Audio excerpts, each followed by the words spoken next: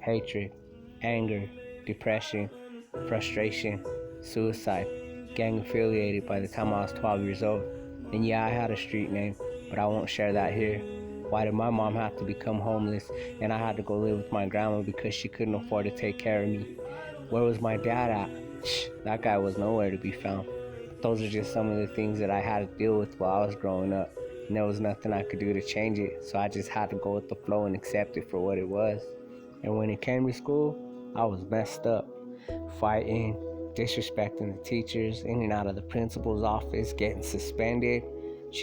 I even got expelled from public school for 2 years. They sent me to reform school, and I hated it. But there was nothing I could do because I did that to myself. So I guess you could say it was my own fault because I was so dumb, full of hate, anger, and whatever else I was dealing with. Even in high school, I really didn't care about school too much.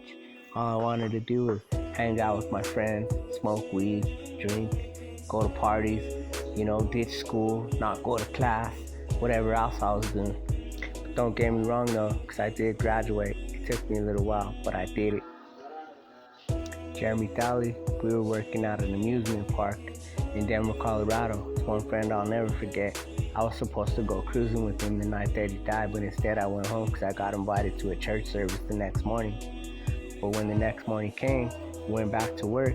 His girlfriend and his cousin were there crying. So I asked them what was wrong, and they had told me that Jeremy had got killed in a drive-by shooting the night before, right after they left me. And I just sat down on the bench and I started to cry, like, wow, really? And I felt like it was a bad dream that I couldn't wake up from. Joaquin Franco, one of my best friends, grew up together, same neighborhood, same gang, all that. He started going to church and changed his life around. I even went with him a few times, but one night unexpectedly he passed away due to street violence. Heartbreaking, but I didn't find out anything about it until I got back to the city and I called my mom's house.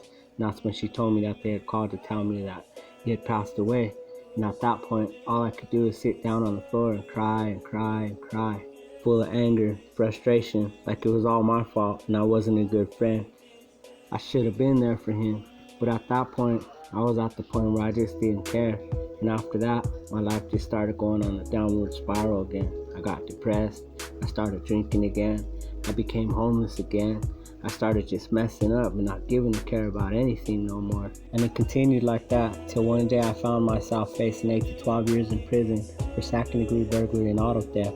Every door had shut. I had nowhere to turn except for to look up, cry out to God. And that's exactly what I did.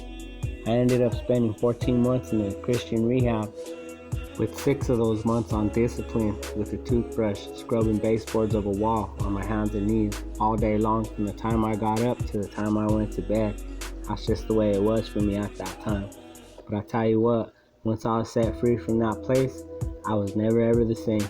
Because you know what? God changed my life, and this is where I'm at today. No felonies, no nothing. And with that being said, I guess I'll leave you with this. As long as you put your trust in the Creator, God, the one who created us all from beginning to the end, nothing will ever happen to you. You'll always be okay because you belong to God, the Creator. He loves you very much, and He could change your life if He could change mine. Always have faith and never give up, and always remember to pray. God bless you.